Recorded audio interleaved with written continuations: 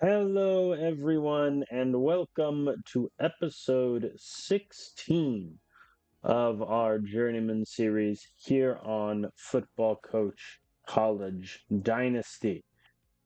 The good news, if you were not able to catch the last video, do yourself a favor, go watch it. It has some amazing games. We go on a run, beautiful scenes. That run culminated in us winning the Mountain West championship game. We beat Air Force 28-23. We secured the crown, and then in the Holiday Bowl, we went out and beat Army by double digits. Overall, a amazingly successful season where really the only negative is that we lost early on to Air Force. Other than that, zero complaints on the year. Definitely the best year we've had in this save. And just really happy with it. If you also didn't catch last video, we were ranked 13th prior to the playoff, which means we are on the outside looking in. Penn State was the team chosen at 12. As you can see, they went 9-4 with a 6-3 record in the Big Ten. They did not beat a single ranked team. And yet, they were awarded with the 12th spot in the college football playoff, where they had the privilege of losing to Maryland for the second time in the same season, 37-6. I'm pretty disappointed. I don't think you can make an argument really. At that point, we were 11-2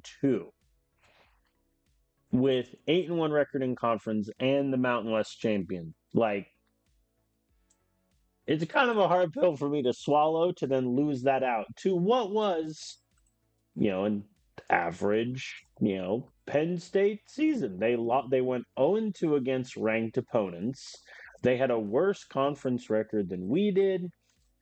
They weren't even in the Big Ten championship game. Just very, very odd to me that Penn State was given the 12th spot over us. That to me is a bit questionable. I could buy the argument, honestly, that the developer coded it in such a way to mimic the AP voters and their silly mistakes. Though I guess technically it would be the committee, not the AP voters, but, tomato, tomato. So, a little annoyed that we didn't make the college football playoff. I think we definitely earned the right to. I don't know what more you can expect from us. That, like, um we even scheduled three ranked out of conference opponents, and we beat two of them in number 12 Stanford and number 17 Pitt. Like, in real life, the feedback given to schools at our level is schedule a different out of conference and win those games. We did that. So, yeah, that to me, I think took a second to really understand. Um, but that is done. We have graduated many seniors, about 15, I believe, 13 of whom were actual starters at a couple depth options. Um, Before I get to the transfer portal really quick, I want to touch on one thing.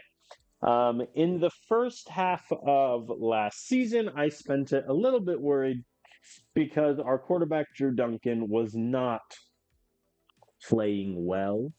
He had a sub 60% completion percentage. He was on track to have double digit turnovers. It wasn't great. After about that end of first half, Nevada crushed it 15-17, three touchdowns. Pitt, he did throw two turnovers, which is a little bit annoying, but also 333 yards, three touchdowns. Good game against Utah State. San Diego State had his number, man. Their defense locked down our passing game. Then he was really good against UNLV. Had a bad game against Air Force. I think that's just objectively true. 9 of 21, 100 yards, touchdown pick. but then bounced back and did well against Army. Point of this is to say, I was more impressed with him in the second half. He was always going to be our quarterback next season, regardless, because I'm going to be hard pressed to find, let's say his overall goes up by 3. I'm going to be hard pressed to find an 87 or all overall A plus potential guy with who may have 100 QB IQ. I'm just not going to find that in the transfer portal, and if I do, he's not going to be cheap. So Duncan, he's going to be our QB next season. Hopefully, he gets a last little hit of good development, and we can ride off into the sunset. The areas of need that I have written down for this team going into the transfer portal, our biggest area of need, I think, is just offensive line, objectively. We lost 6 offensive linemen, 5 of whom were starters, and that really hurts. Or no, 4 of whom were starters, excuse me. That really hurts. We only retain 1 starting lineman from last year, Edgar Hooper. Jake McCabe, I think, is going to do solid. Same with Dustin Davenport. But after him, the line kind of drops a bit. I played Trenton Olsen a little bit more last season than I really had planned on because I wanted to see what he can do, and he did okay. But we need multiple offensive linemen. We do have Roy Robertson coming in, the JUCO player. Depending on how he develops, I might honestly redshirt him a year to buy time for when guys like, Dustin Davenport graduate, or if I bring in a senior transfer, he graduates. We'll see how that shakes out. But offensive line, definitely a need. Defensive line, I think we're okay, but there's a big drop off from my top 4 guys who all played 50% of snaps, and then I have no one. All of my depth defensive linemen either graduated or transferred out. I need players to fill that sort of middle gap. Good news is all of my D-line depth has really good potential. So if their overalls all shoot up, it's not a problem. That said, I am looking at 1 or 2 guys in the transfer portal. Linebacker is, I think, a nice group, but I'm lacking a top linebacker that I can pair with Cooper Hale, Malik Greer. That way I don't have to play Jared Pittman as much, since compared to the other two, it's a little bit lacking, but still overall really solid. If I can get away with not playing Eric Trevetti 35% of snaps again, I will. Same thing with Nasir Richard. And I like the recruits I got coming in, especially Ricardo Thompson. Like, he's going to play as a redshirt freshman without question. But the current depth I have, not good. That's pretty much it in terms of big needs. O-line, D-line, linebacker. I looked at some running back transfers potentially to bring somebody in to pair with Dennis Jordan for that 3rd running back spot, but it's not the greatest running back transfer portal list, and so I think I am pretty much going to stick with Peters 1, Garrison 2, Dennis Jordan at 3, and then either Byron Short or Johnny Sweeney are going to get those 4th running back reps. So that is what I went into the transfer portal looking at. We have 9 scholarship spots available. First, let me talk the current recruits that are unsigned. There are 4 recruits that did not sign in the recruiting period. 3 of them I really like. 1, if I get him, cool. If not, so be it.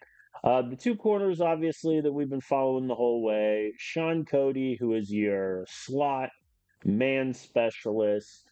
Doesn't hurt to have him. His overall is a 76, but I'm a little worried about putting him in coverage, especially with a 75 IQ at a 62 zone. Evan Foster behind him is a little bit more well-rounded. 77 speed, 70 man, 77 zone, 65 tackling. That also tackling needs a lot of work for these two. I am operating under the assumption that both of these 2 men will redshirt, and if they complain, so be it. But they'd be really good added guys to have in that cornerback room. And then defensive lineman Landon Montestioca, who is just your classic low overall, high potential D lineman. If he pans out, he does. And then finally, Alec Bolden, who I like. His pass blocking is already a 73, but that run blocking of 57 is essentially unplayable for a couple years. So we're just going to have to get that figured out. But these are my 4 recruits that I am still interested in. I like to get them in the building, but we'll see how things shake out in the transfer portal. Speaking of which, so we have 4 recruits coming in, which means I can only take 5 transfers if things shake out that way. Let us start with the offensive line. So offensive lineman, I'm looking at 2 guys. Both of them have the exact same overall. Tommy Bell is a redshirt sophomore from what is it? Arkansas State? Yeah, Arkansas State, where he was a backup in 2027, played last year. He allowed 6 sacks, which kind of hurts. I'm not too worried though because he has a potential. He's still going to get 2 more hits of solid development where the pass blocking can increase. That said, it is kind of low. But I like him a lot. We're currently in a battle with Houston and SMU for his signature, as he is a Texas guy from out of state. At the moment, I've offered him $750,000, as that is his minimum, and he would immediately slide in as that sort of 3rd, 4th O lineman, maybe, depending on how much of a boost he gets. The second O lineman I'm looking at is Enrique Herring, who is a redshirt freshman from Oregon, and he barely played at Oregon. 6 combined games last 2 years. He got 1 pancake, whatever. He is very well rounded. And he's a redshirt freshman, which means I'm going to get 3 development hits out of him. I like Enrique Herring a lot.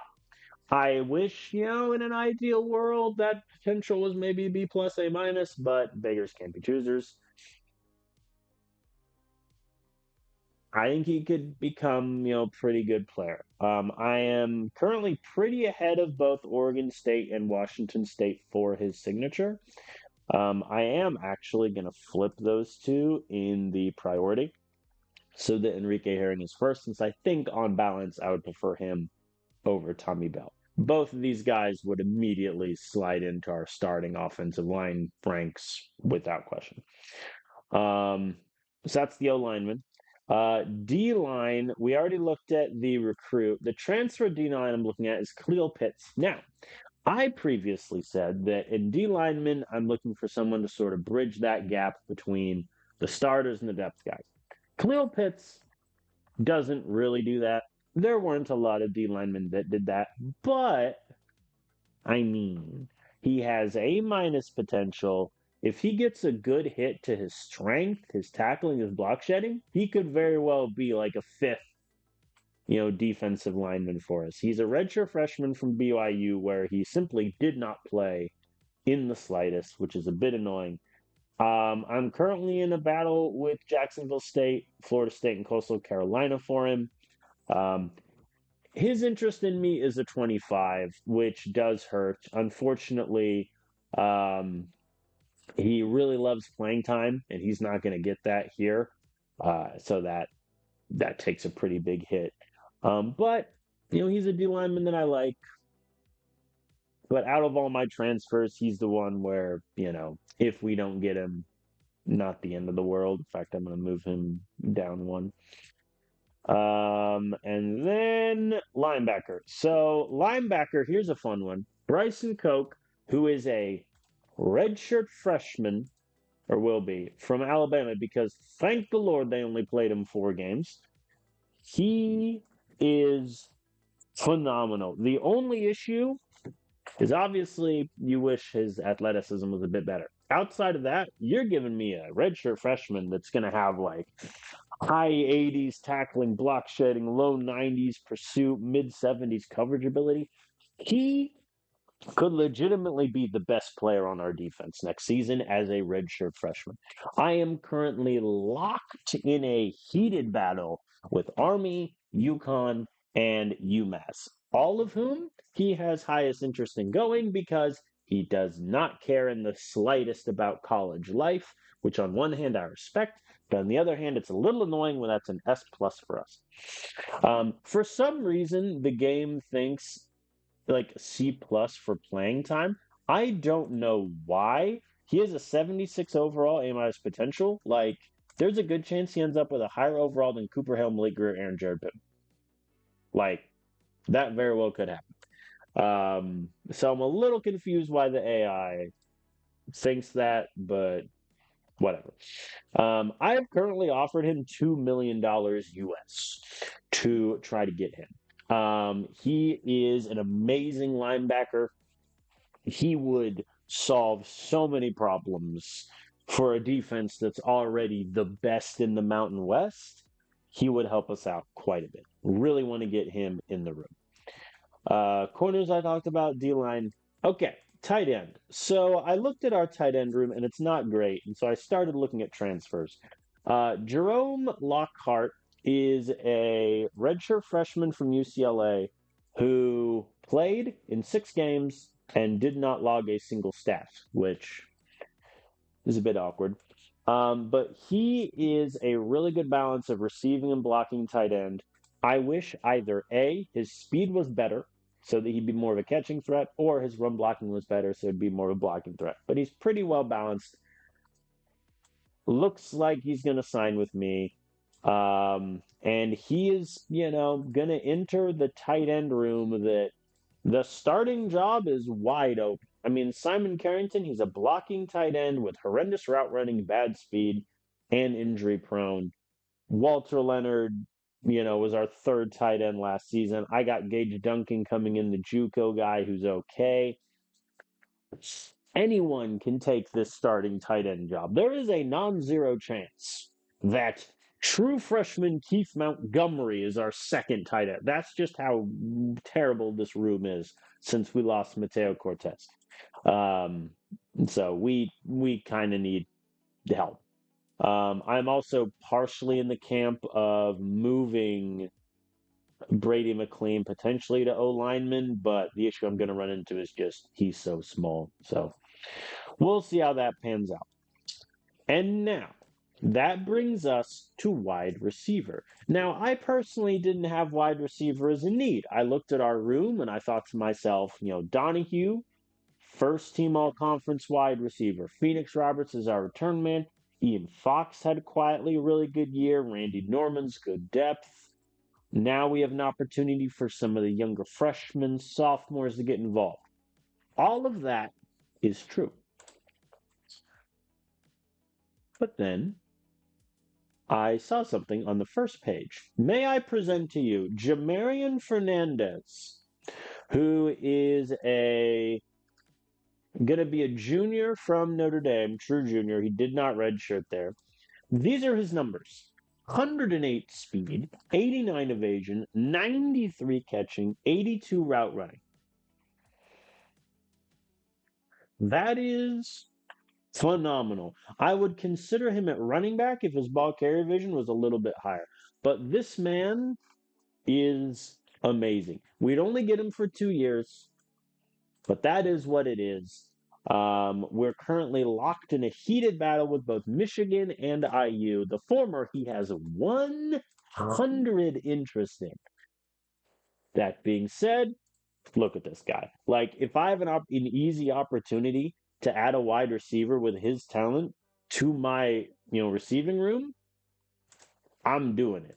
Like, he's going to be our number one, maybe number two wide receiver. It's going to hurt the playing time of some of these guys. Ian Fox likely isn't going to get 50% snaps again. Randy Norman's going to be our fifth wide receiver again, but I can live with that. It will likely anger some guys like Caden Arnold, who just flat out did not play last year and wants to be a star. Preston Norton, who I redshirted, who wants to be a star. It might anger some of those guys. I'm okay with that trade-off. So that's my 10 names. I think honestly, I'm gonna move Bryson to the top. The priority order really doesn't matter here until I get to like the bottom three. Um, but that's just kind of where I'm at. I think it's a pretty good group. Not a lot of high end, like 80s overall talent. But that's fine. I think one of the major issues when I took the Fresno State job was just the depth wasn't there. And I think through now two cycles of recruiting, um, or I guess one cycle of recruiting, one cycle of transfers, we'll be able to fill that out a little bit more. But I'm excited. I have paid all of the transfer guys their minimum NIL and offered a little bit more to guys like Bryson Koch, Enrique Herring, and I believe Jermaine Fernandez. Yeah. So I'm currently left with 1.7 million. I am gonna advance. We're gonna see where we stand in a lot of these rankings. If I have to choose between offering the rest of my NIL money to Bryson Koch or Jamarian Fernandez, I am choosing Koch because Fernandez, admittedly amazing and would be the best player on my offense, is kind of a luxury, and I'd only get him for 2 years. Whereas Bryson Koch, I'd get him for 3, and he would become one of our best defenders. That's kind of where I'm at. Um, So I do have some of the names of the key guys that transferred out from Fresno written down, just so I can go take a look and sort of see where they ended up. Okay, let's advance the week. See where we're at. All right, so man, I'm not gonna get Bryson. Whatever.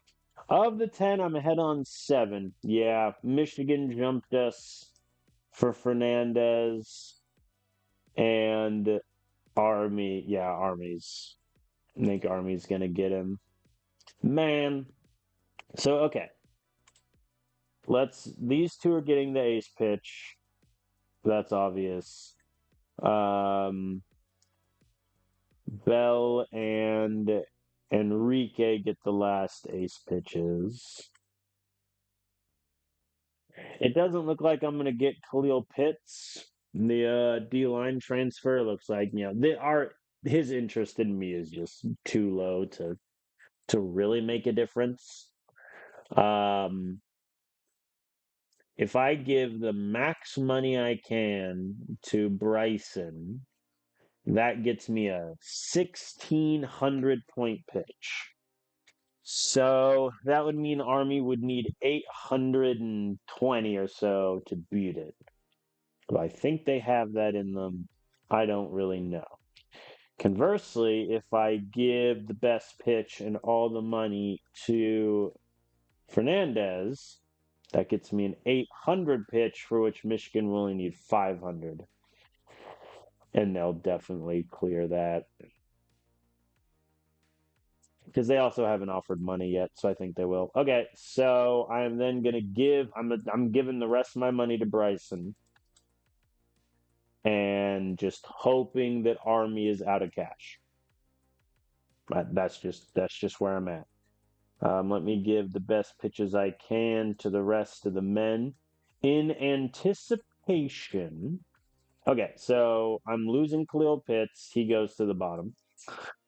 Um, in anticipation of that, let me quickly look at D lineman transfers to see if there's anyone that I could snipe at like the 11th hour that would be worth it. Devin Cage for 1 year. Nah, Khalil Pitts. Nah. Man, that's a shame. Yeah. So it looks like Coke is up in the air. Odds are we're gonna get Enrique Herring. Oregon State would need to put up another 1,000 point pitch. Tommy Bell. Yeah, Houston would have to put up an 800-point pitch. Fernandez, we're not going to get, which is a shame. He would have been like lightning, but I mean, I'm not going to be 100 interest in Michigan. Like I'm just there's no way. Sean Cody, we're gonna get. Evan Foster looks like we're gonna get. Lockhart, we're gonna get. Montesquieu, Bolden, we're getting Florent. Yeah, so really the only two I think that are up in the air are Coke and Herring. Is that how I want to spend all the rest of my money? I mean, honestly, yeah.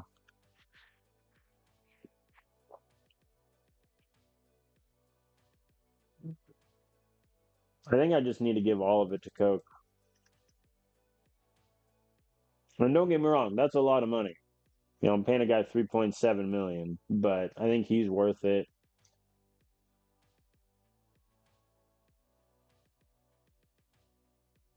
Houston's already offered money to Enrique. Oregon State's already offered money to, or excuse me, Houston's offered to Tommy Bell. Yeah, I think that's just where I'm at. I'm tempted to. Actually, I will do this. I am going to rescind the offer and NIL from Khalil Pitts. I'm going to take the integrity hit and I am going to, let's see, if I just add that money in 16, that gets me an extra 200 points. So that means Army would have to put another 1,000 in. Let's see.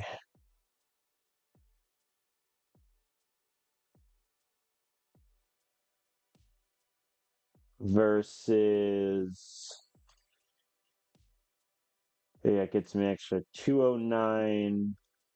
No. So yeah, I think either I give it to Enrique or Bryson.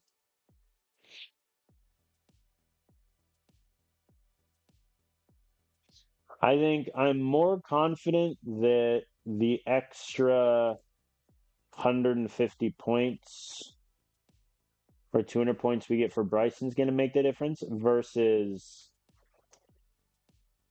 Oregon State putting up another 1,000. I think that's kind of where I'm at. So that means I'm putting 4 million up for Bryson Koch. So if I don't get him, that's 4 million that I get back, but it also means it didn't go out. All right. Them's the breaks. So I got 9 players. Odds are I don't get Jamarian Fernandez. So we are going to take a walk on. But other than that, it is all to play for. Let's advance the week and go to signing day.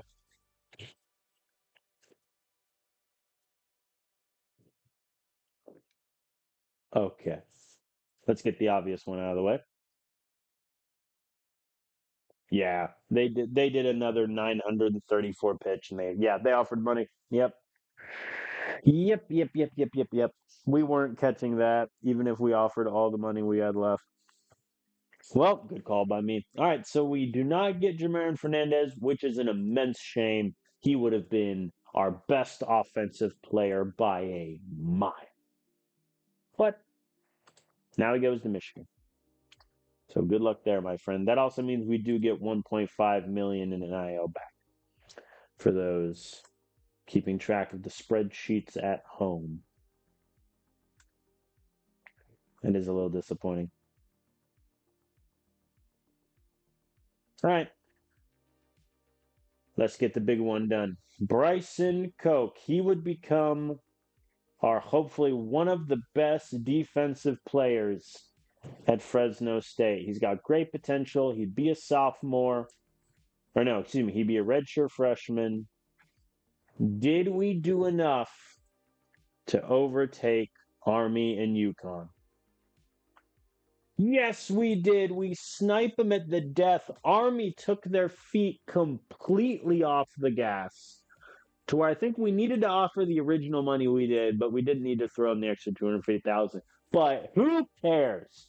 4 million US. We get redshirt freshman Bryson Koch to lead this defense in a few years when all my line. Oh yeah, yeah. I am a happy man. I am a happy man. All right, Enrique Herring. Did Oregon State have the funds to catch us? No, they ran out of money. That's a shame. We get Enrique Herring, who is a young offensive lineman, decent potential. He might not get that much playing time next season, but when he's a redshirt junior, redshirt senior, he'll play a bunch and be a really, really talented offensive lineman for us. Tommy Bell, yep, Houston, or no, yeah, Houston ran out of gas so much SMU took over.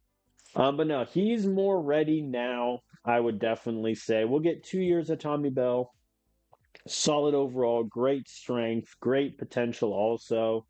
Durability, a little bit of a concern because it says D plus, but he didn't get injured in 2 years at Arkansas State, so we'll see how that plays out. But really talented offensive lineman get in the building. All right, so we got the top three players. Let's see if we get some of the recruits. Sean Cody commits. That was never really in doubt. I want to redshirt him because I don't think his other numbers like tackling, IQ, zone coverage are up to snuff. If he gets a really good first development hit, he may play. Evan Foster, we get Appalachian State, to their credit, they offered money. They kept pace the whole way through for this guy. He's more ready now, but again, his IQ is a 56. He can't really tackle. He might be the weakest corner we have. He needs to redshirt. Our cornerback room is going to look great 2 years from now. I mean, granted, it looks great now. It's going to look even better in a couple of years. We have just set the corner position for years to come. All right, a couple more. Jerome Lockhart, the tight end, picks us over Stanford, and he may very well be our number one tight end. We'll see how the development works, but he's solid. He's going to be a redshirt sophomore. I'm a little annoyed he didn't really play at UCLA. I would have liked to see how he does catching, but I mean, he's going to be great. Landon Montesidioka, we get. It was never really a race. Just depth D lineman, A plus potential. No real concerns there. And finally, offensive lineman Alan Bolden, we get no real race.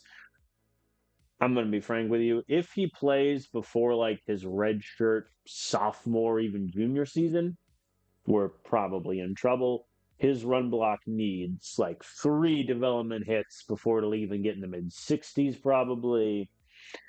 His strength is meh, but hey, he's got A-minus potential. It could happen. I mean, overall, I'll take it. We get 8 out of the 9, or 8 out of the 10, I guess, not counting Khalil, or counting Khalil. But I think losing out on Jamarin Fernandez hurts. He's just a great wide receiver that would have elevated our offense immensely. But I think our resources better spent locking in a starting linebacker, getting 2 probably starting O linemen, great depth at corner, starting tight end, couple depth options with high potential. I'll take that. So not too shabby. Here's our recruiting class. We have 1 5-star transfer, a handful of 4-star recruits, bunch of 3 stars, and then we did get probably a little more 2 stars than I would have liked, but they're all high potential guys. Giovanni Boyle, I don't know how he's only a 2-star relative to his overall potential, but that's beside the point. Let's look where we rank in recruiting. We are 37th with 5 4-star 8372. So yeah, again, the lack of 3 stars really hurt us. SMU with a 33-man recruiting class. That's actually insane. Kent State, by the way, 74.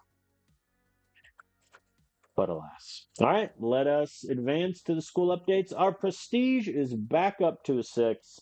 It fell to a 5 when we arrived. It's now up to a 6. And every single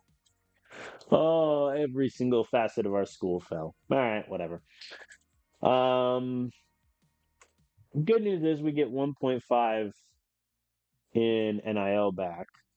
So that's cool. We're going to max out NIL, resolve the debts. Okay, let's take a look. So college life fine to 13 is fine. Facilities, I would like to get all the way up to 7 because 2 reasons. One, it moves it from a D plus to a C grade, which is huge. And 2, we get a extra preseason training, which is really, really good. Scout percentage also helps. I think we'll get that to a 7. Stadium, to get it to an 8 would cost almost the rest of our money. I think marketing, I want to get back up to 5. Academics, back up to 4. How much does that leave me with? 26? I mean, yeah, I'll do 8 of that to bump up our stadium. I think that needs to be the goal. I think investing more money in stadium and in facilities, getting that up there, taking the hit to college life as needed. Marketing, we're just gonna try to grow slowly but surely, but boosting stadium, boosting facilities, that needs to happen. So we spend 68 million. Our stadium and facilities go up 1. College life goes down 1, and marketing academics stay pat. I'll take that trade off. I mean, we're gonna lose a level of marketing and academics next year also, but I think that's okay. Here's the earnings breakdown. We got every single donor goal, which is huge. We were also paid $3.5 million for our out-of-conference scheduling. That works. That works. The fact that we held opponents to 38% on opposing third down when we need 39 is amazing. All right, let's advance the week. See if we get maybe another goal booster because we won our conference. There's more money to be made.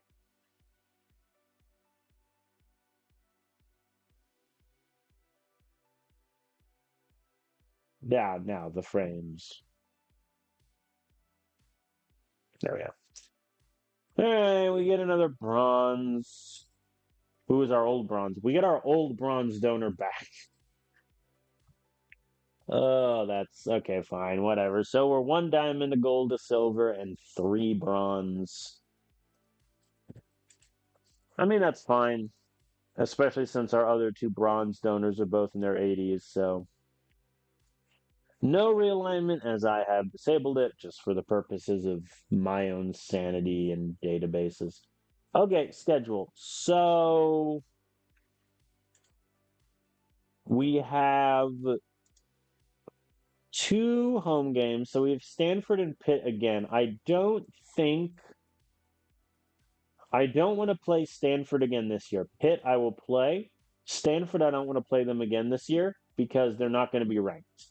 And I'd rather wait until next year and hopefully have them be ranked. So let's look for any single aways. Anyone want to make some money? No one really wants to make some money. Fair enough. The only downside, quote unquote, of increasing a school level is now, or prestige level is now so many. We don't have a lot of ways of making money. When's our home game? We don't have a lot of early home games.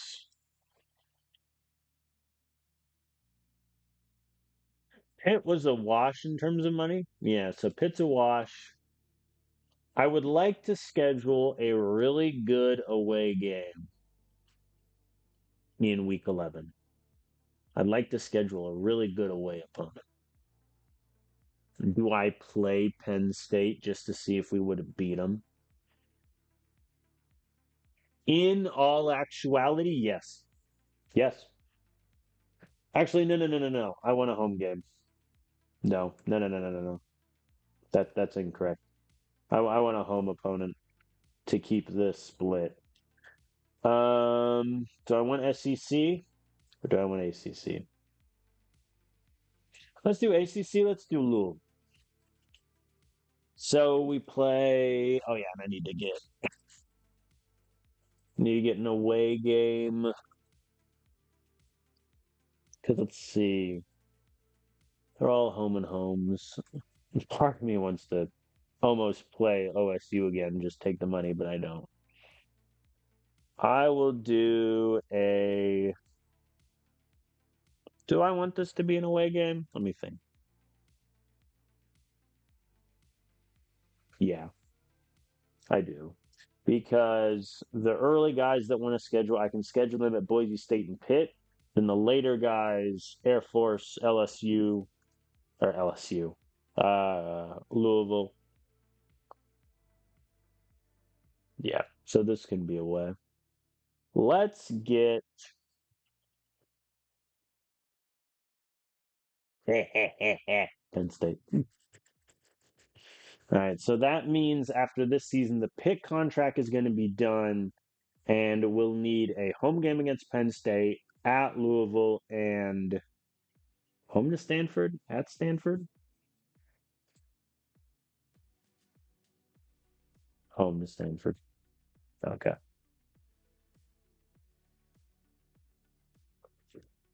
I don't hate that. So that does mean then that a lot of recruits all want to schedule for the Pitt game and the Louisville game because, like, the UNLV home game, they're not going to be ranked. Boise State's not going to be ranked. Air Force, probably not either. So we'll see how that shakes out. All right. Let us advance the year. Here are my settings for those interested. Um, I did get a comment on one of my other YouTube videos about the raw scores for the interest and battle points. I just find that preferable. I like to know where I'm at in the race instead of like a, 50 or 100 point range. I enjoy doing the math and figuring that out more. And then I like to have as many superstar recruits as possible. I think that kind of lifts the tide, even if there's four superstar recruits in a year and two of them go to OSU, one go to Bama, one go to Texas. I think that's still fine. All right, let us advance to 2029 and year six of the save, year two at Fresno State.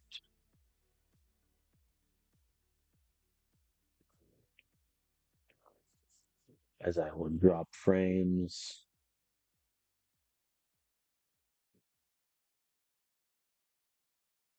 There we go.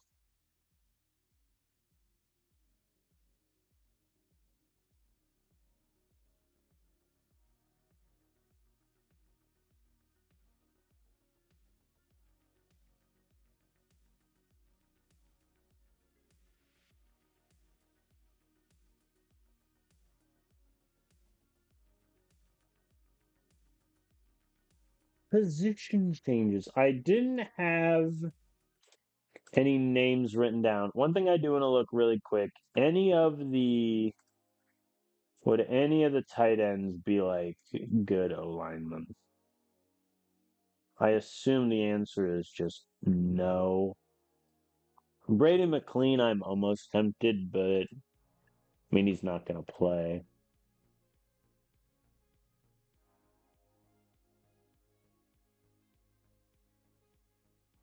Yeah, I foresee with the O line Bell and Herring overtaking Olson and maybe Davenport, but yeah. I don't think I have a. Do I want to move any safeties to corner or vice versa? I definitely don't want to move any corner to safeties. That was a somewhat silly question. I mean, Sean Cody might just need to play.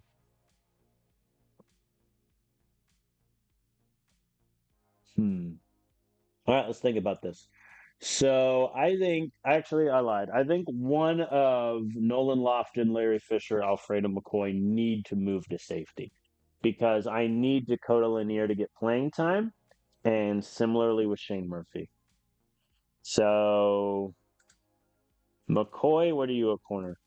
76, Lofton, 79, Fisher, 80.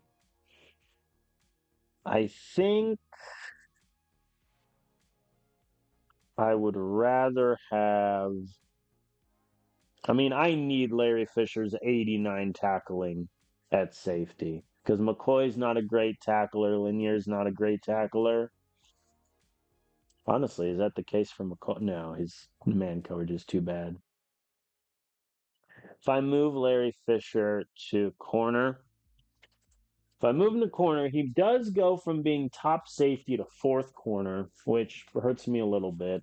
But honestly, if I am planning on redshirting like Cody, Wren, Foster, Coleman, I need that corner group to be really good. And then this way it's safety. The group does get a little worse, but Lofton, McCoy, Lanier, Murphy, I can live with that, I think. My problem now becomes, though, none of my safeties outside of Lofton are great tacklers. That could. What if I move Lanier to corner? Hmm. What's that look like? Where's he go? Below Reyes? And I would play Reyes. Never mind. Yeah, I think that's that. With I think that's how it looks. And then I'll play five corners, and then Brandon Reyes will likely be the fifth. Maybe Gail McGowan. I like that. All right, let us advance the week. Everyone, do whatever weird superstition you need to do to get us good off-season games. I think the two groups I really need good games are running back, especially in like my 2, 3, 4 running backs. And then linebacker, I need those depth guys to really jump up. That is what I need. If I don't get it, it's going to be a sad day. But you never know, as we must now drop even more frames than before.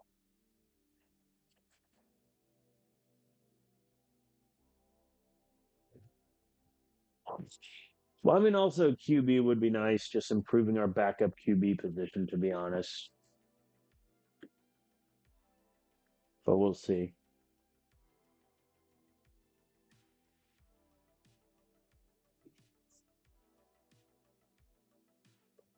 All right, hit me.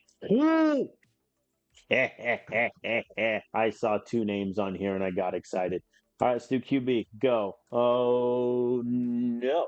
Damian Fisher going up by 4 is great. His potential going down is a bit annoying, but that's whatever. All right, so Duncan goes up by 4. He gets +6 accuracy, which is awesome. His ball security goes up by 7. His speed goes up by 10. That means I can use him a bit more in the option game this season, which is good. Jaden Miles, our backup QB, got a little bit better arm strength and accuracy. Okay.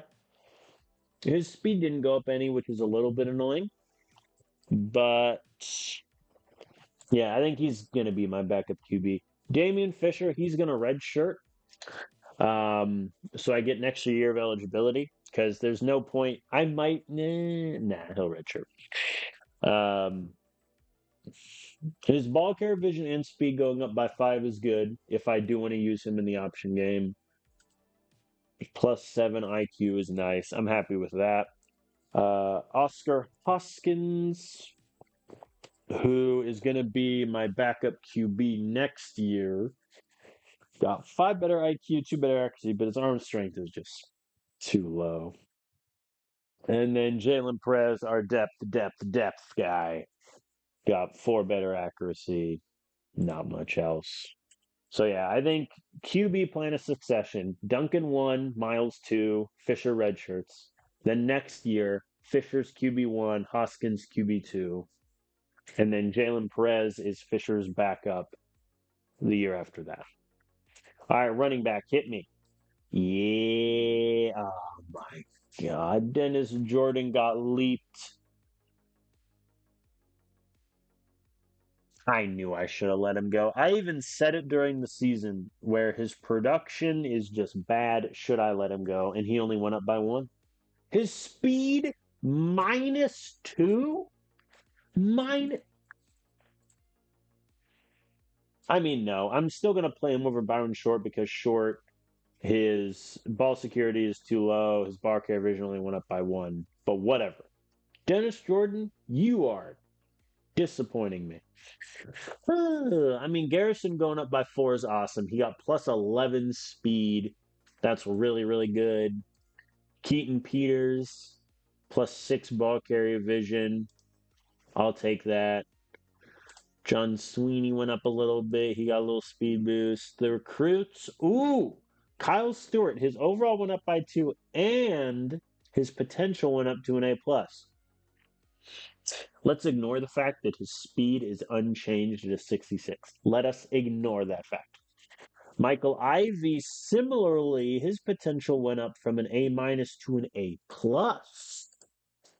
We could have a pair of really good running backs in the future there. It's a bit awkward for the Byron Shorts, Dennis Jordan, and Johnny Sweeney's of the world, but that's fine. Overall, not great. I really like Garrison getting the +4, and then our 2 recruits got big boosts, but terrible. Terrible. Wide receiver. Yeah. Okay. Okay. That'll do. That'll do.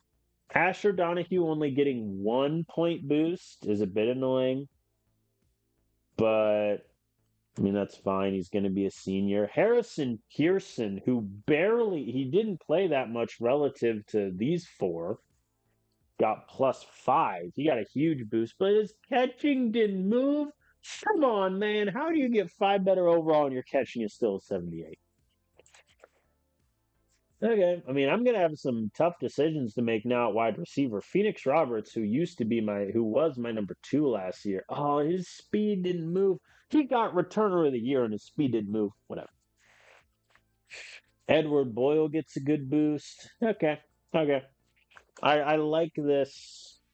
Ooh, Giovanni Boyle. See, I told you he shouldn't have been a 2-star. His overall goes up by 4. His potential goes up a level. He gets 6 catching, or 7 catching, 6 speed. I'll take that. Yeah, wide receiver. I'm gonna have some tricky choices to make here with who fills out. I'll look at the numbers more in depth later. I'm really happy with Giovanni Boyle getting that big boost, though. All right, tight end. Give me the numbers. Ooh. Okay. Walter Leonard +5. Oh my God, his catching didn't move. His speed went up by 2. His catching only went up by 1. Ugh. He's gonna be tight end 3 again, I think. Man alive. I think Jerome Lockhart's gonna be tight end 1, but I don't know. We'll see. I mean, Carrington has 80 catching, which is really good. He has better blocking ability, but he's much worse strength wise. I'll figure it out. I'll flip a coin. Keith Montgomery, by the way, lost the potential level. It's fine. Offensive line. We're in business. Tommy Bell +8. Already worth it for the transfer. That's really, really good. Our O line looks nice now. Tommy Bell going up by 8. Jake McCabe going up by 8 to a 105 run block. Hello. Edgar Hooper didn't get any blocking boosts. Whatever. We're just going to ignore that. Dustin Davenport went up good. His pass blocking is actually playable. Enrique Herring got like 5 boosts to everything. I love it. Braden Camp might make a push for some more playing time. How'd our recruits do? Kyle Wheeler went up potential, went up some overalls. Alan Bolden went down. Got a decent strength boost though. Brian Savage went up by 6. Okay. I mean that's about as good as I could hope for on the O line front. And I only have one senior O lineman. So everyone here, with exception of Dustin Davenport, is going to get one more hit of development. Kicker.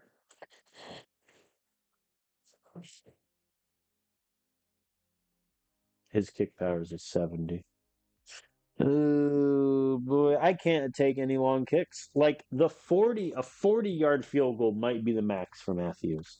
That's just where I'm at here.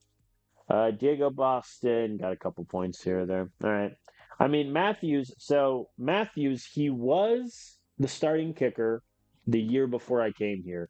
I came here, redshirted him because his power was terrible, and I wanted an extra year of development for him. And mixed feelings because his power only went up by 3. But I mean, Dixon was still a really good kicker for us last year. That kind of hurts. D line, ooh, Parker Williamson. Hello, sir. Plus 13 strength. He needed a 7 IQ boost to get to 65. It's fine. Uh, I mean, our three-headed dragon of Vance, Hendrickson, and Stafford all leveled up really well together. Leo Wilkinson's going to be a good bridge guy, and then our depth, Jaden Warren got better, Williamson got way better, Shelton is actually playable now with an 89 block shed. It's pretty good. Our 2 recruits, I mean, Landon, his overall went up by 7, which is awesome. His potential went down twice, which is less awesome, but I can live with that. Eli Wynn got a pretty good block shedding and strength boost. Okay. I think this is pretty good. I'm a little worried about our D line, but I think as long as Vance, Hendrickson, and Stafford are healthy, I'm okay. Linebacker. Why did I scroll down? Whatever. All right, Cooper Hill went up by 4, which is great. Bryson Koch, his potential went up to an A plus. Okay. Okay. Okay. All right. Yep. Yep. Yep. Yep. Yep. Yep. Yep. Yep. Yep. I mean, his tackling is an 86, which isn't bad. It's far and away though worse than the 2 guys ahead of him. I'll have to figure out who I want to play at 1. I think Cooper Hale. I mean, I'll have to figure out who I want to be 1, 2, or 3. Malik Greer is going to be 3, I think.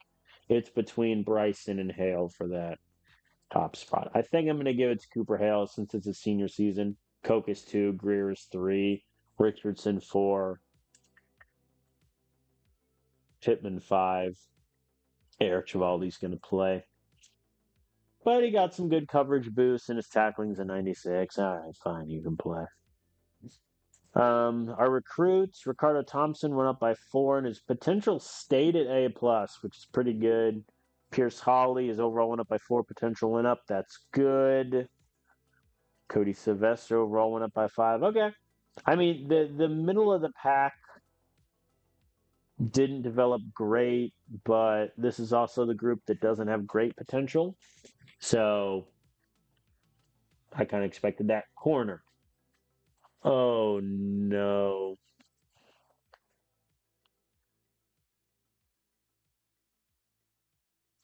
Well, Larry Fisher, who I just converted to safety, his speed went down, which was already a concern. His strength went up by 7, which is good, but Okay. Austin Horn got a massive boost. He's going to play. Malachi Atkinson plus 11 zone. Rishi Webb. Yeah. Yeah. Yeah. Hmm. Okay. Now here's the question. Do I redshirt Sean Cody? Because one of the things I talked about was his tackling was terrible, his zone was terrible, and his IQ was terrible. His IQ went up by 6, which is good. But his zone and his tackling didn't really move. He still can't shed a block. I think I redshirt him. I think I redshirt him. And it's going to be Webb, one of Atkinson Horn, then the other one. Fisher is 4. Braden Reyes is 5. Cody and Ren redshirt. Gail McGowan is depth. I think I'm going to redshirt all 4 of my corners, accepting the fact that my cornerback depth this year is going to suck. But my top 4 corners are all seniors. So when they graduate, I'm going to have an army of redshirt freshmen that I can just throw in there that I know are going to be ready to play. They're going to be good to go. Leo Coleman did not get great boosts. Plus 5 speed's okay. So I think that's my argument. I'm gonna have a worse cornerback room this year. And then even then, I mean Brandon Reyes is playable. He's very playable. He's very solid in coverage. If Gail McGowan ever has to play, we might be in trouble. But I don't hate that. Safety. I mean, yeah, I'll take 5s and 4s around the bend. I think Lofton, I think this is my safety order, in all honesty. The lack of tackling, I mean, Lofton went up by 6, but he could already tackle. McCoy goes up by 0. Lanier goes up by 0. Murphy goes up by 0. Antonio goes up by 1. Or Antoine, excuse me. That's bad. That's really bad. That no one got tackling boosts. But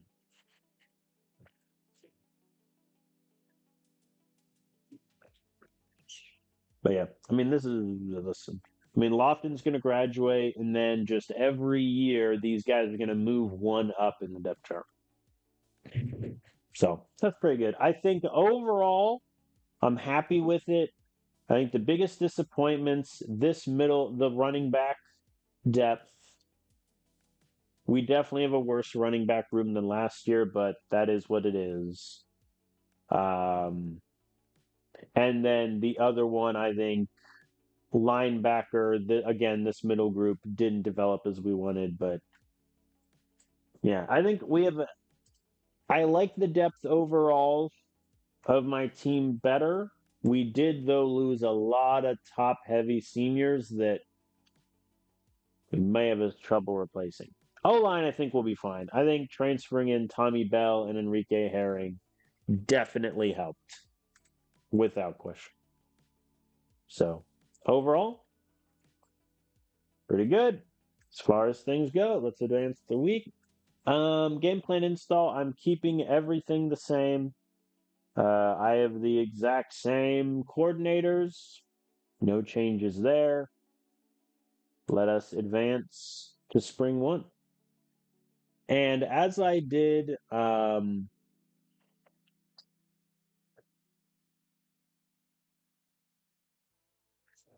last off-season video, I did all of this spring and summer stuff off stream.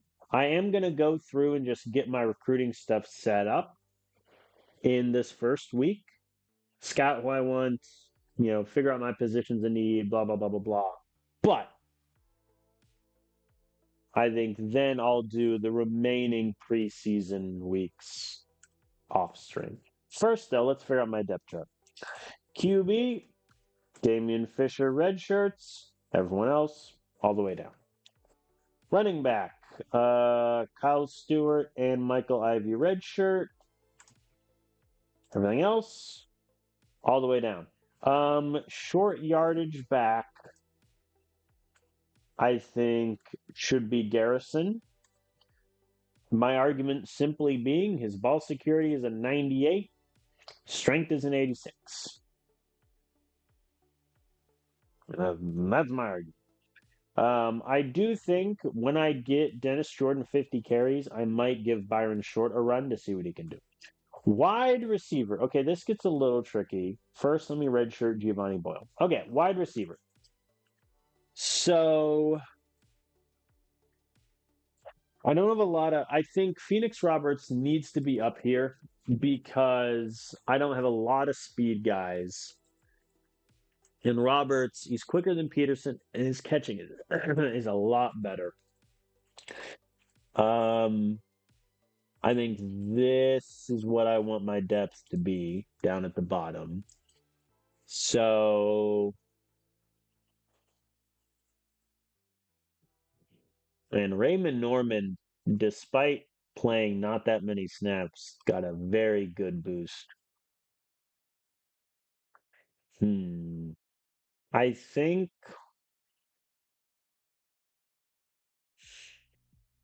that's my one, two, and three.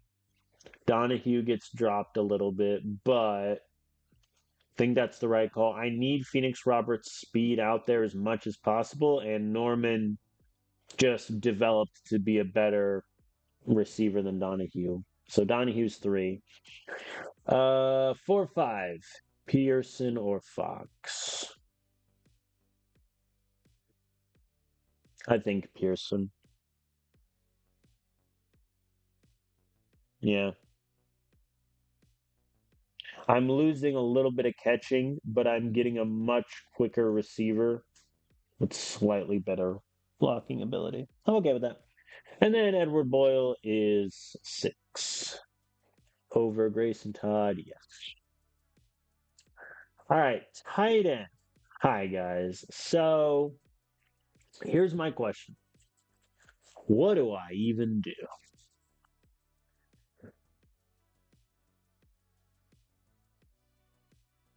I think Harrington's my number one tight end. I mean, he's a better pass blocker, run blocker than Lockhart. He is much better catcher, same speed. His route running is worse, but that's okay. Lockhart, I think, is too.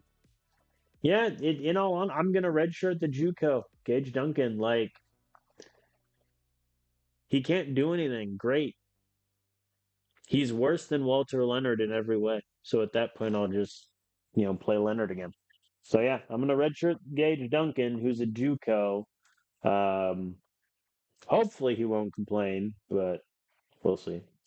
O line. All right, this could get fun. First, let me redshirt the recruits. Okay, let's do the easy part first and figure out the back end. Camp over Brandon. Yes. Robertson over Braden. Yes. Olson over Robertson.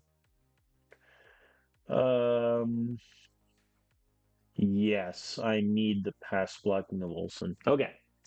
So that's 6 through 8 set. Now for the top five. So McCabe, his pass blocking is a 69, which is a little scary. He dropped in the depth chart. I mean, the 105 run. No, no, no, no, no. I think Hooper is one. That's set in stone. Now becomes the tricky part. I think Bell 2, McCabe 3,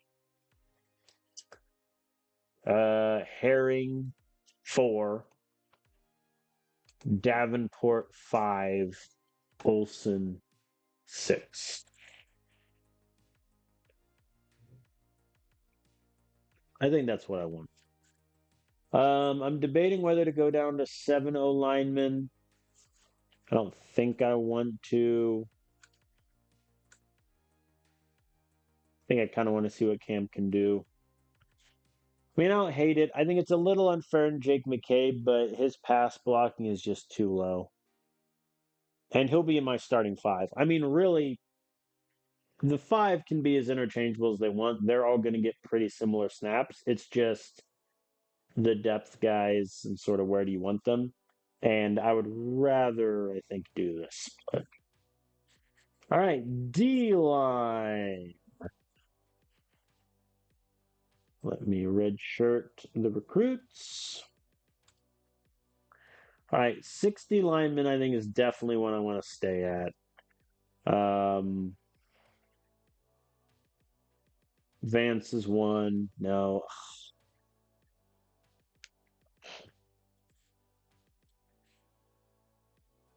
Hendrickson one. I need the 101 block shed to be the first thing out the door. See, yeah, the issue I have is Vance, his block shedding is low relative to everyone else, and Stafford's tackling is low relative to everyone else. But yeah, I think Vance over Stafford. Wilkinson is fourth. Uh, honestly, give me Williamson over Warren, which is a little unfair on Jaden Warren. But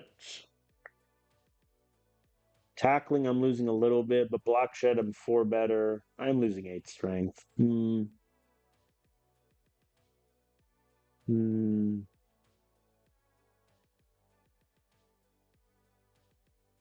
Wow, my defensive line quality really falls off a cliff after six, huh? Rose.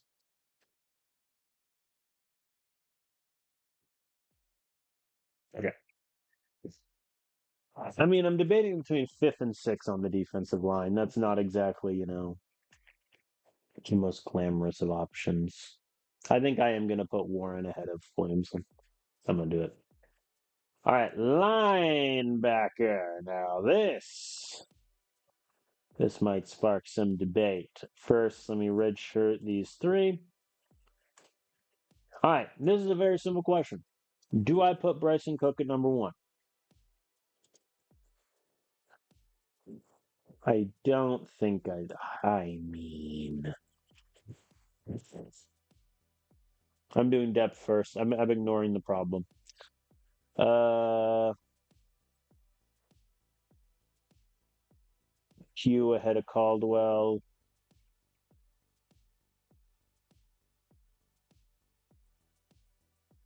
Honestly, I might put Trevetti ahead of Pittman. I'm losing all the strength in the free world, but I'm getting a much better coverage guy. That is a little unfair to Pittman as he gets dropped to six, but I think that is the move. Similarly, do I want him over Nasir Richard? Hmm.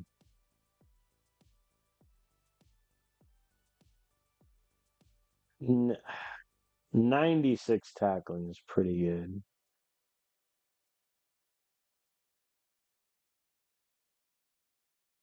If Richard was bigger, I would have considered moving him to the end.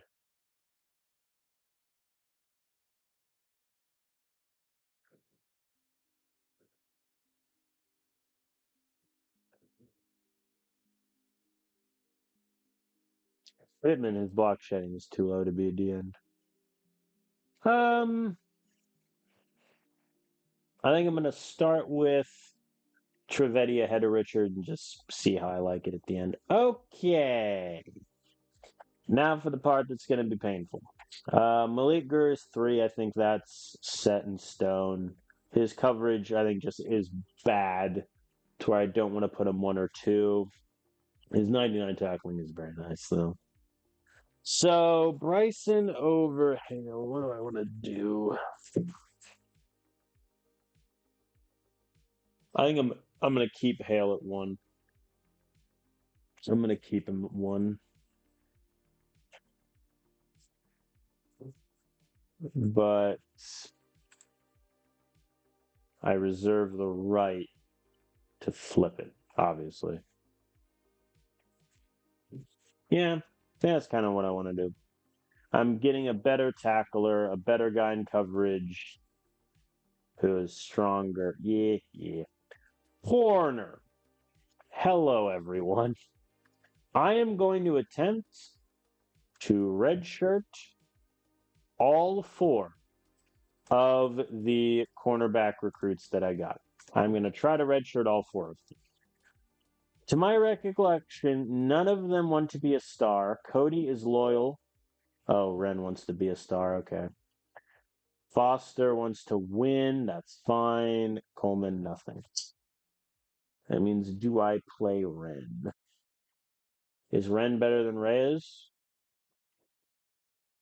I mean, yes.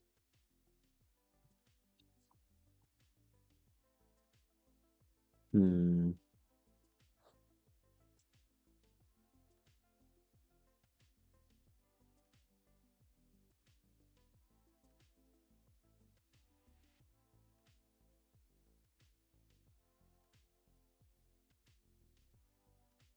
I'm gonna move Horn a bit above Malachi Atkinson.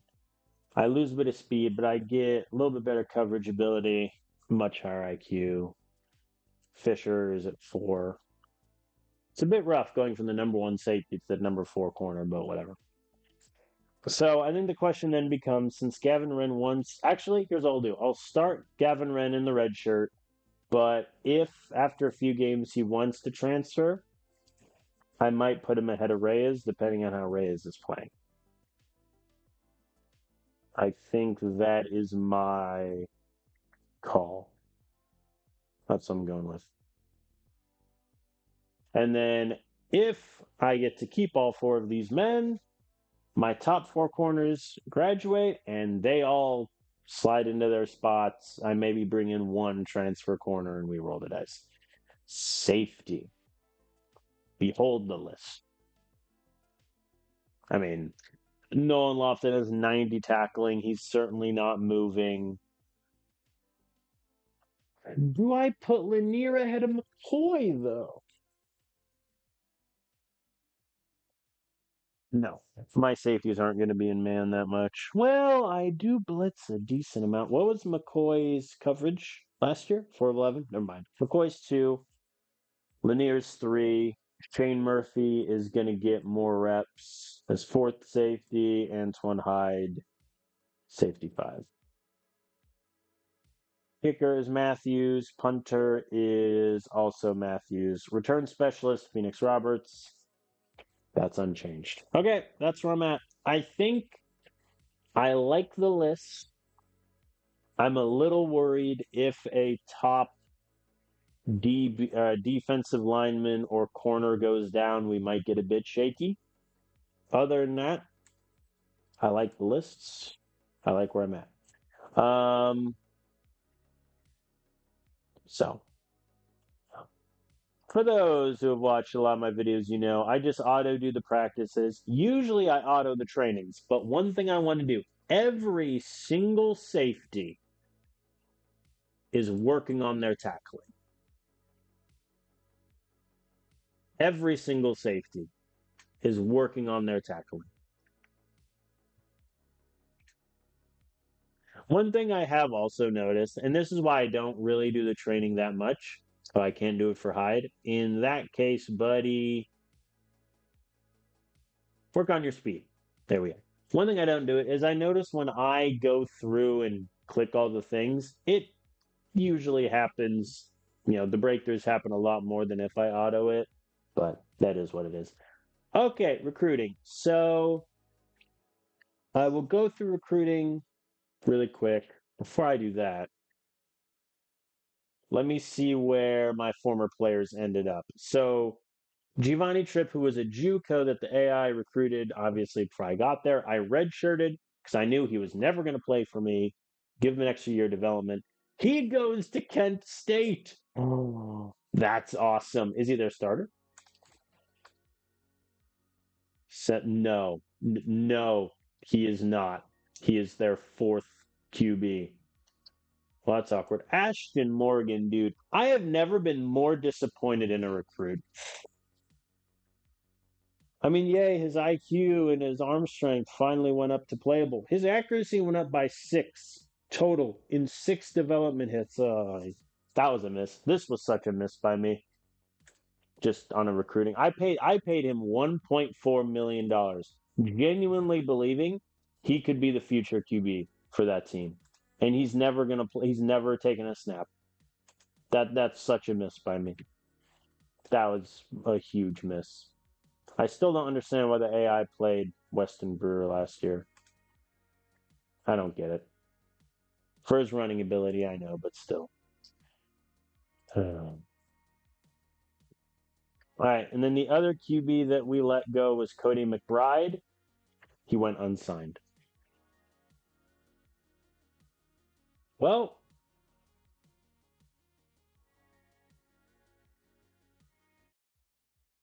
now I feel a bit bad. That's a lie, I don't. So the AI paid this guy 3.3 million. I want you to look at his numbers when he was a recruit. 70 overall, D potential. In his first and only development hit with me, his arm strength did not move. His accuracy went up by 2. His IQ went up by 1. Terrible. Like, I mean, I had to cut him. I needed the space.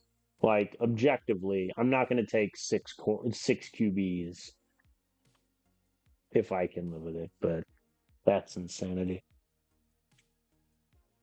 Where's the walk on? Let's try to find the walk on. Because I took one walk on because I didn't get the wide receiver. What position is the walk on?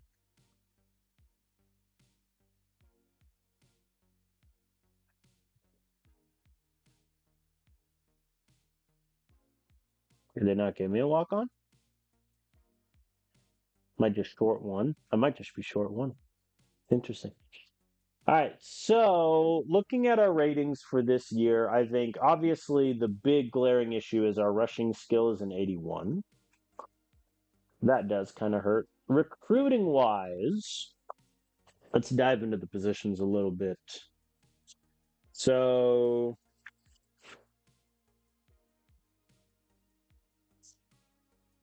recruiting wise, we don't need to recruit a QB. I don't think. Damian Fisher is our future at quarterback.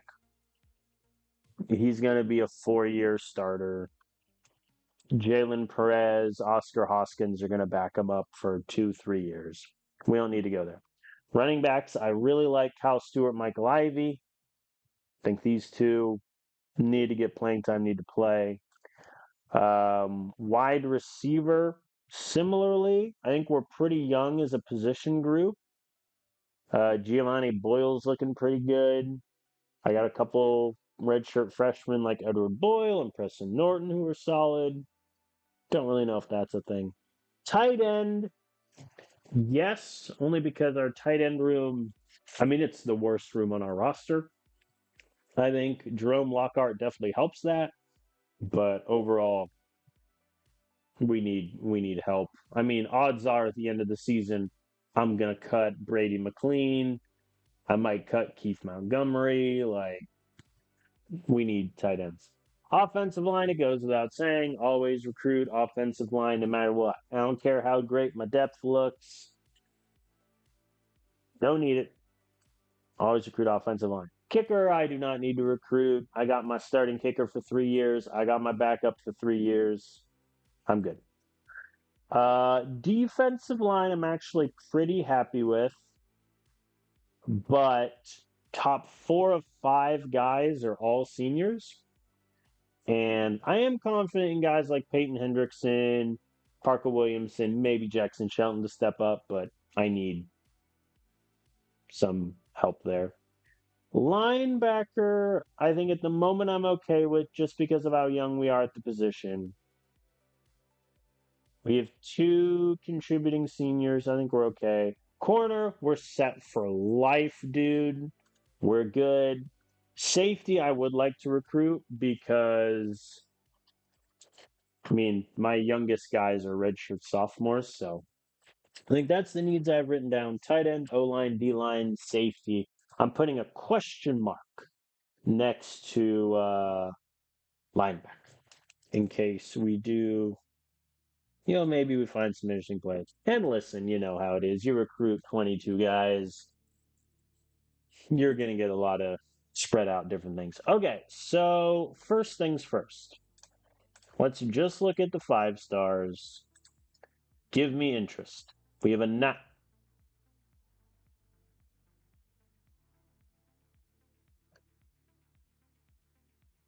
I don't really care about the safety. He'd undoubtedly be great to have, but we're good at safety, relatively speaking. Ezekiel Muhammad, on the other hand, my good man. I don't care that you're a JUCO. 85 overall, B plus potential. My God, come on down. We're going after a 5 star. We're going after a 5 star. That's awesome. I think Caleb Cho would be great, but if I try to go after 2 5 stars, I'm I can't spread out my resources like that, so I'm choosing Ezekiel Muhammad. All right, 4 stars. I am leading the pack already on 6 players, one of whom is in my written down position, or 2 of whom are in my position of needs. Why does 0 overall have to be? Is it actually a C? Is that what it's going to finish as? Yes. Okay. Well, what's the interest level in Georgia and Michigan? Worse.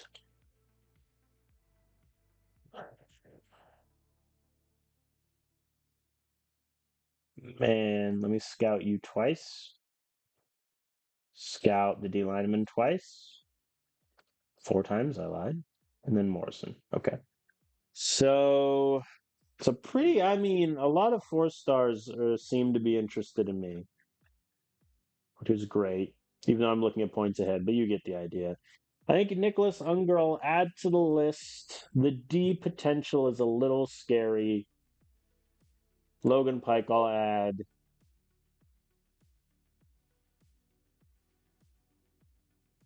Corey Neal, I'll add. Calvin Medina, I'm staying away from. Ty Morrison, I'm staying away from. Jameson Poe, I'll add. He could also move to corner, but actually, I like him more than Nicholas Unger. B plus tackling, and especially when we need tackling, I'll go from both. I ain't afraid no ghosts.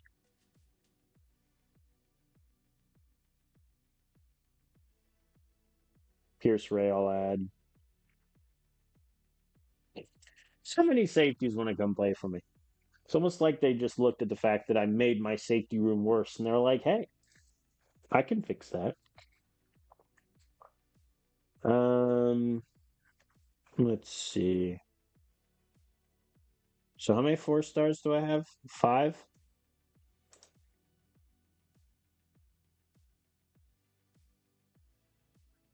Jeez. You better have like A minus potential or worst. Yeah, I'm good. I'll let OSU and Bama fight it out for that guy. Don't even worry. I just want to make sure I see all the potentials. Okay.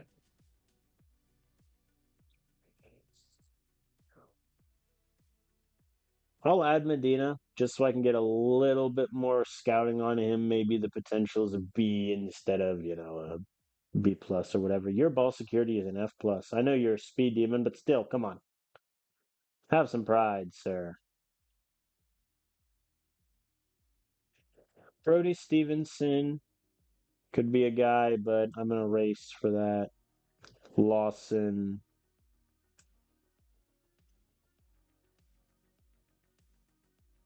maybe. Okay. That's the 4 stars. All right, let's open it up. So, in terms of recruiting camp visits, I'm going to send all 10 of them. With exception of Logan Pike, I'll find a different guy for that. Just because this, actually, no, I lied. Give me him. Because this will get me, I'll know potentials of everyone, maybe with exception of Lawson and Sherman, but it also gives me a lot of points. All right. So O-line, safety I've looked at. Let's look at tight ends, and I'll cry when inevitably the tight ends are terrible and don't want to come here. Oh boy. Oh boy. D minus catching, really. 70 catch. This is terrible.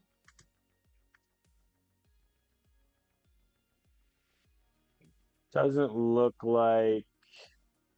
What? Does every tight end just want to go to OSU? How bad is OSU's tight end room where all these guys are like, hey, I could come here? Yeah, the problem I'm going to run into is I'm just so far behind on a lot of these tight ends. I'll just add the top 3-star guys. Do I want this JUCO guy?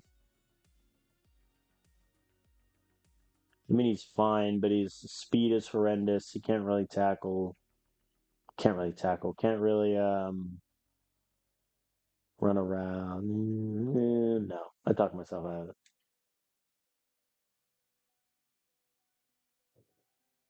I'm just cursed to never get a good tight end, aren't I? It's about where we're at.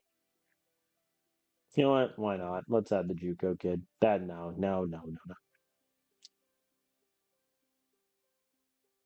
I don't want to create like a huge log jam, but for the heck of it, let's look at QBs.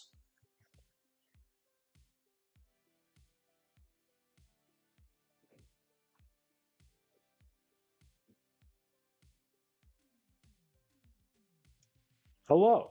Oh, he wasn't that far down the list. I'm like, oh, but his interest was a 66. That's rough. All right. Yeah, I think we're out in the QB market. Tight end, O line. Let me look at D line again, really quick, just to see any potentials that I may have missed. JUCO D line, I don't really need, but yeah, I did list.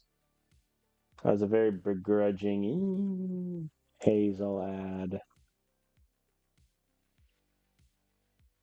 and I'll add these 4. Okay.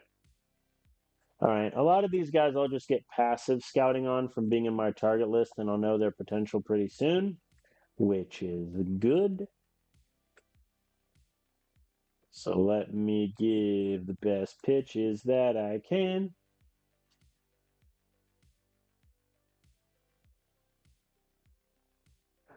All right, and then I will advance the week and kind of call it there and do the rest of the off season off stream to see where we're at in recruiting and just kind of get a feel for things.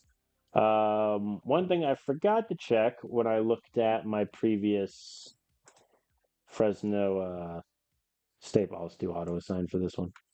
When I looked at my previous Fresno State players was where did Peyton Beal end up? Let's see here.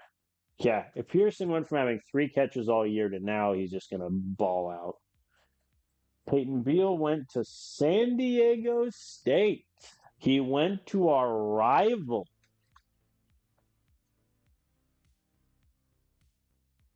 That's fun. Yes, I am aware. We cut the Fresno kid. His overall only went up by 1, y'all. Yeah. His overall only went up by 1. His speed went down. His catching went up by 1. His route running went up by 1. I'm okay with that. Because right now, what do you have? An 81 overall? I mean, he's 6. He's our 6 wide receiver again.